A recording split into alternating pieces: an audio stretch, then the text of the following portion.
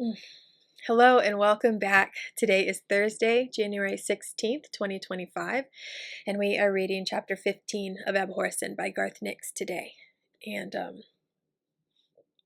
excuse me, my throat is a little sore today. I am so enjoying reading this book, but I'm really looking forward to taking a break from reading out loud for a little while. I don't think it would be so bad if I wasn't trying to do all these different voices. Like, I know some people that read books on YouTube, they just, they do the whole thing in their normal voice. And it's fine. It sounds good, but um, I've gotten so into these readings that I've started like acting out on the chapters, and I don't realize how much it's hurting my throat until after I'm done. Um,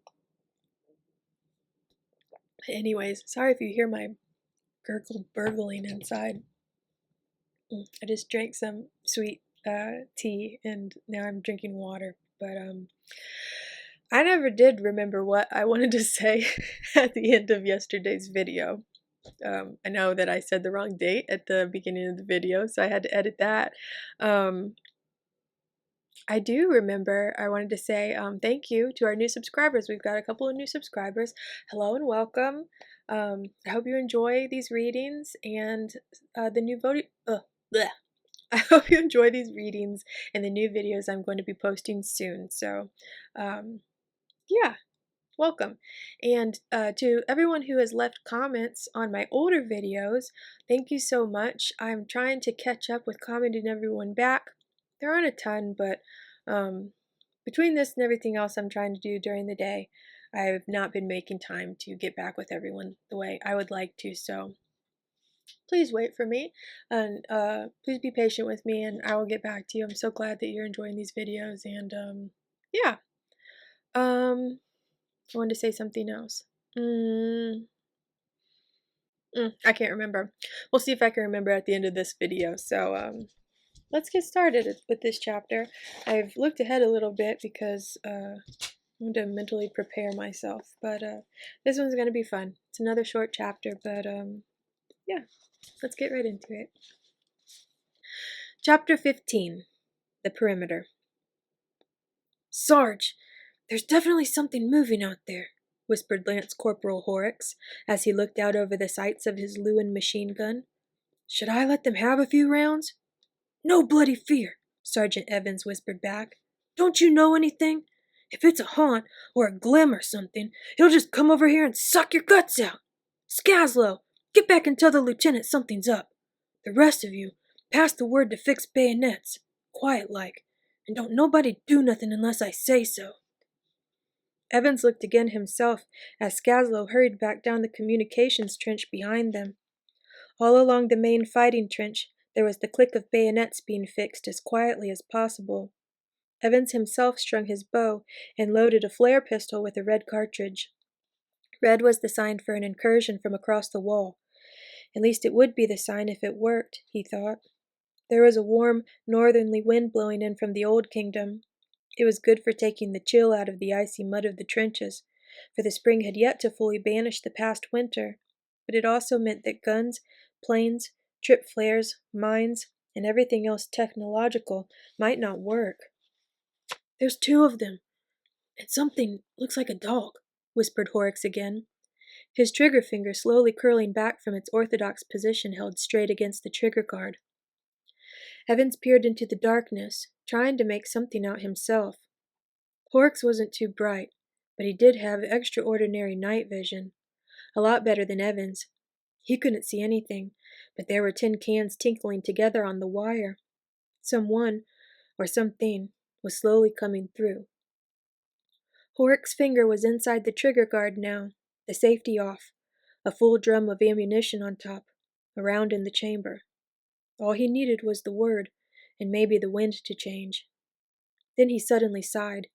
His trigger finger came out again, and he leaned back from the stock.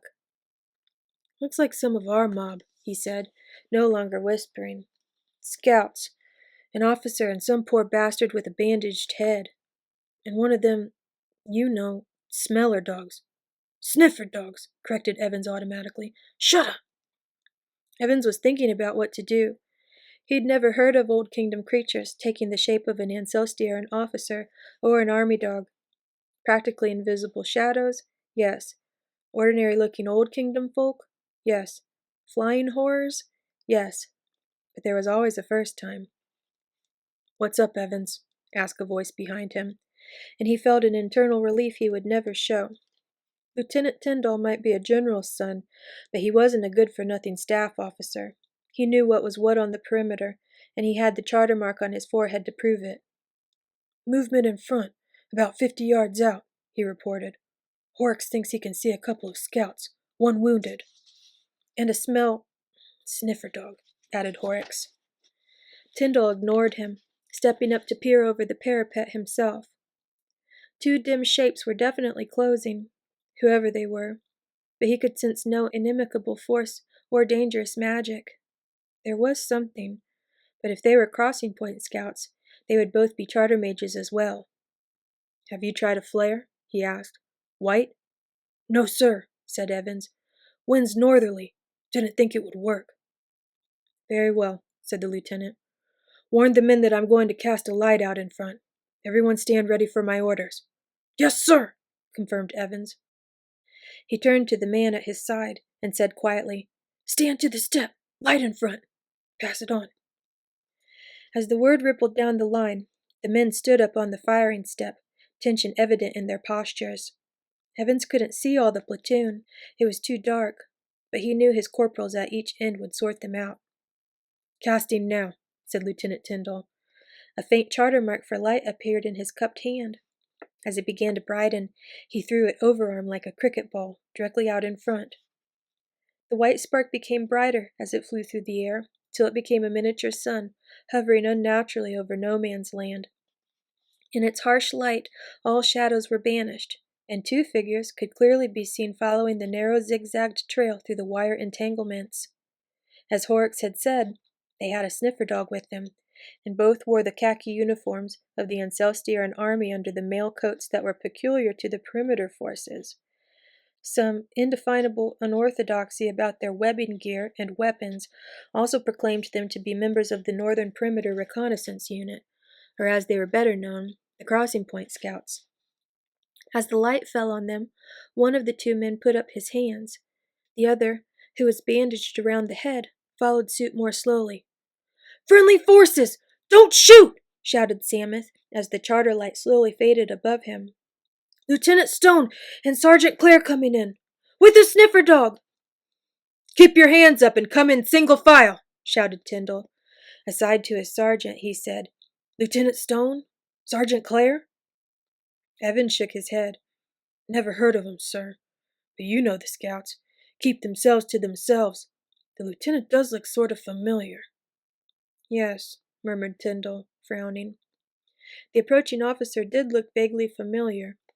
The wounded sergeant was moving with the shuffling gait of someone forcing himself into action despite constant pain, and the sniffer dog had the correct khaki breastplate with its number stenciled on in white and a broad, spiked leather collar. Altogether, they looked authentic. Stop there! Tyndall called as Samuth trod down a piece of unsupported concertina wire, only 10 yards from the trench. I'm coming out to test your charter marks. Cover me, he whispered aside to Evans. You know the drill if they're not what they seem. Evans nodded, stuck 4 silver-tipped arrows in the mud between the duckboards for quick use, and knocked another. The army didn't issue or even recognize the use of bows and silver arrows, but like a lot of such things on the perimeter, every unit had them. Many of the men were practiced archers, and Evans was one of the best. Lieutenant Tyndall looked at the two figures, dim shapes again now that his spell was fading. He'd kept one eye closed against the light, as taught, to preserve his night vision. Now he opened it, noting once again that it didn't seem to make that much of a difference. He drew his sword, the silver streaks on it shining even with the dim starlight, and climbed out of the trench, his heart thumping so loud it seemed to be echoing inside his stomach. Lieutenant Stone stood waiting, his hands held high. Tyndall approached him carefully, all his senses open to any sensation. any hint or scent of free magic or the dead. But all he could feel was charter magic, some fuzzy, blurring magic that wrapped both men and the dog. Some protective charm, he presumed. At arm's length, he gently placed his sword point against the stranger lieutenant's throat, an inch above where the mail coat laced. Then he reached forward and touched the charter mark on the man's forehead with the index finger of his left hand. Golden fire burst from the mark as he touched it, and Tyndall felt himself fall into the familiar, never-ending swirl of the charter. It was an unsullied mark, and Tyndall felt relief as strongly as he felt the charter. "Francis Tyndall, isn't it?" asked Sam, thankful that he'd made a luxurious mustache part of the glamour that disguised him with the uniform and accoutrements of a scout officer. He'd met the young officer several times the year before at the regular official functions he always attended in term time. The lieutenant was only a few years older than Sam. Francis's father, General Tyndall, commanded the entire perimeter garrison. "Yes," replied Francis, surprised, "though I don't recall." "Sam Stone," said Samuth, but he kept his hands up and jerked his head back. "You'd better check Sergeant Clare, but be careful of his head. Arrow wound on the left side. He's pretty groggy." Tyndall nodded, stepped past, and repeated the procedure with sword and hand on the wounded sergeant. Most of the man's head was roughly bandaged, but the charter mark was clear, so he touched it. Once again, he found it uncorrupted. This time, he also realized that the power within the sergeant was very, very strong, as had been Lieutenant Stone's. Both these soldiers were enormously powerful charter mages, the strongest he'd ever encountered. "They're clear!" he shouted back to Sergeant Evans. "Stand the men down and get the listening posts back out." "Ah," said Sam, "I wondered how you picked us up. I didn't expect the trenches here to be manned." "There's some sort of emergency farther west," explained Tyndall, as he led the way back to the trench. "We were ordered out only an hour ago. It's lucky we were still here, in fact, since the rest of the battalion is halfway to Bane. Called out in support of the civil authorities. Probably trouble with the Sutherland camps again, or our country demonstrations. Our company was the rear party." "An emergency? West of here?" asked Sam anxiously. "What kind of emergency?" "I haven't had word," replied Tyndall. "Do you know something?" "I hope not," replied Sam. "But I need to get in touch with HQ as quickly as possible. Do you have a field telephone with you?" "Yes," replied Tyndall, "but it's not working. The wind from across the wall, I expect. The one at the company CP might just work, I suppose, but otherwise you'll have to go all the way back to the road." "Damn!" exclaimed Sam as they climbed down into the trench. An emergency to the west. That had to have something to do with Hedge and Nicholas. Absently, he returned Evans' salute and noted all the white faces staring at him out of the darkness of the trenches, faces that showed their relief that he was not a creature of the old kingdom. The dog jumped down beside him, and the closest soldiers flinched. Lirael climbed down slowly after the hound, her muscles still sore from flying. It was strange, this perimeter, and frightening too. She could feel the vast weight of many deaths here, everywhere about her. There were many dead pressing against the border with life, prevented from crossing only by the wind flutes that sang their silent song out in no man's land. Sabriel had made them, she knew, for wind flutes would stand only as long as the current Abhorsen lived. When she passed on, the wind flutes would fail with the next full moon, and the dead would rise, till they were bound again by the new Abhorsen, which Lirael realized would be herself. Lieutenant Tyndall noticed her shiver and looked at her with concern. "Shouldn't we get your sergeant to the regimental aid post?" he asked. There was something peculiar about the sergeant, something that made him difficult to look at directly. If he looked out of the corners of his eyes, Tyndall could see a fuzzy aura that didn't quite match the outline he was expecting. That bandolier was odd, too. Since when did the scouts carry bandoliers of rifle ammunition, particularly when neither of them was carrying a rifle? "No," said Sam quickly. "He'll be all right. We have to get to a phone as fast as possible and contact Colonel Dwyer." Tyndall nodded but didn't say anything. The nod hid a flash of concern across his face, and the thoughts that were racing through his head. Lieutenant Colonel Dwyer, who commanded the Crossing Point Scouts, had been on leave for the last 2 months. Tyndall had even seen him off, following a memorable dinner at his father's headquarters. "You'd better come with me to the company CP," he said finally. "Major Green will want to have a word." "I must telephone," Sam insisted. "There's no time for talking." "Major Green's telephone may be operational," said Tyndall, trying to keep his voice as even as possible. "Sergeant Evans, take charge of the platoon. Byatt and Emerson, follow on. Keep those bayonets fixed. Oh, Evans, send a runner for Lieutenant Gottlieb to join me at the CP. I think we might need his signals expertise." He led the way off down the communications trench, Sam, Lirael, and the dog following. Evans, who had caught his lieutenant's eye and called for the only charter mage in the company besides Major Green, held Byatt and Emerson back for a few minutes, whispering, "Something funny's up, lads. If the boss gives the word, or there's any sign of trouble, stick those two in the back." That's the end of chapter 15. That was fun. I don't know if you remember, if you read or if you followed along when I read Sabriel. There was a Tyndall.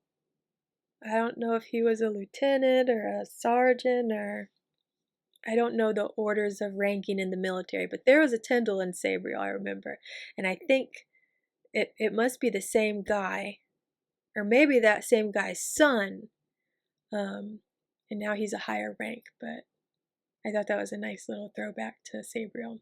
Anyways, I hope you enjoyed that reading. I enjoyed reading it. If you liked it, I would love it if you would like this video. Comment if you want. I love reading your comments. And if you haven't already, please subscribe to my channel. So now, I suppose I'll get to editing. I couldn't think of anything else I wanted to say. Let's see. Nope, can't think of anything else to say. So I'll leave it at that. I hope you have a wonderful rest of your evening. Oh, I will post the next chapter tomorrow evening at 8 p.m. Eastern Standard Time, as usual. And until then, well, whatever. I'm not gonna jibber jabber on. I hope you have a great evening. Take care. And as always, may your magic manifest. Bye.